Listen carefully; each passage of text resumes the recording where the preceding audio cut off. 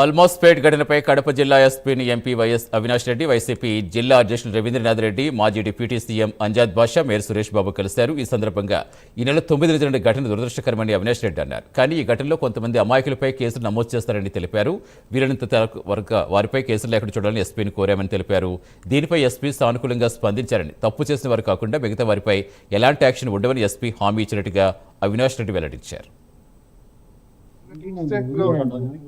చాలా మంది innocent people ను, మైనర్స్ ను, ఇరు వర్గాలు రెండు పక్కల చాలా మంది ఇన్నసెంట్ పీపుల్ ను, మైనర్స్ ను కూడా మరి అనేక జిల్లాలో అనేక జైళ్లలో పెట్టున్నారు.